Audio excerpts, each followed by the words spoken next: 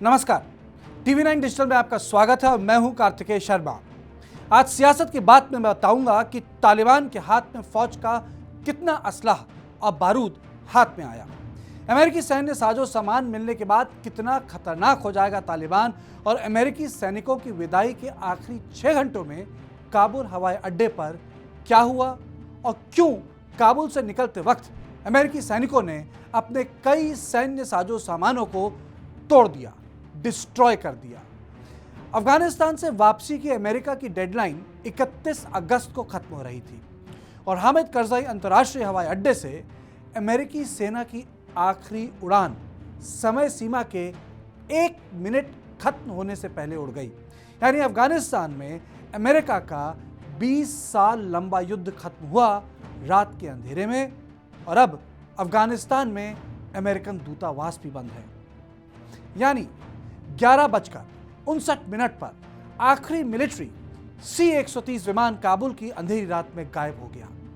इसके बाद पूरे काबुल में तालिबान ने जमकर जश्न मनाया, रात भर फायरिंग हुई और सुबह सुबह तालिबान ने एयरपोर्ट पर कब्जा कर लिया। यानी काबुल एयरपोर्ट अब नागरिक उड़ान के लिए बंद है।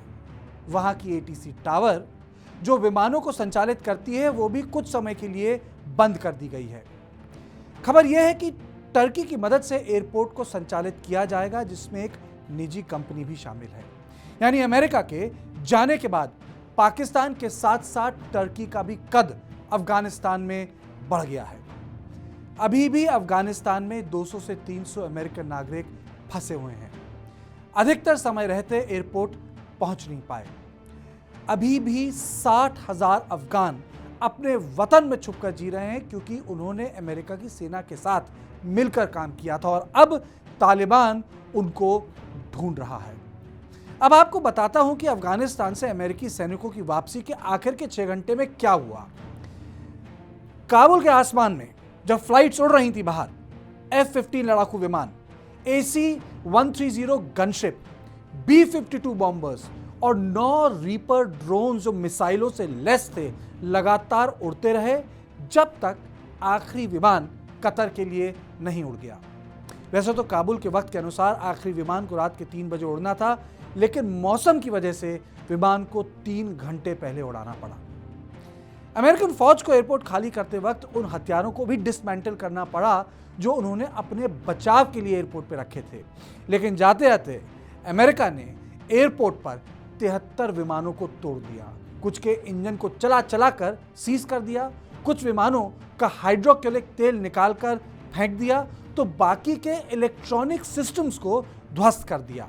इसके अलावा 70 माइन रेजिस्टेंट ट्रक्स और 27 हमवीज को तोड़ दिया।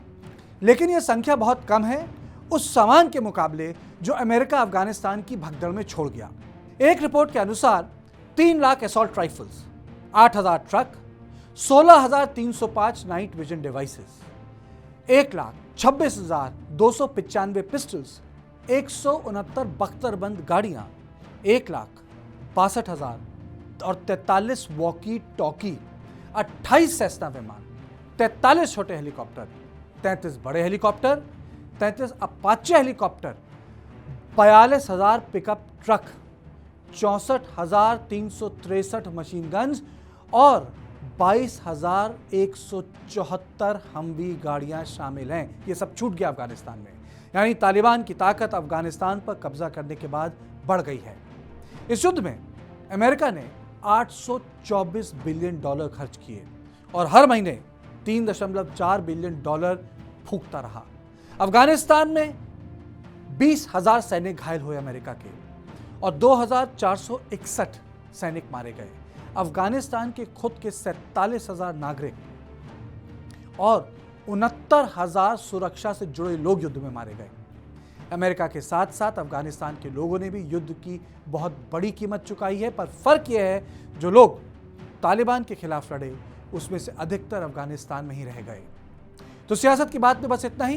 देश और दुनिया की बाकी खबरों के लिए आप देखते रहिए टीवी 9 डिजिटल।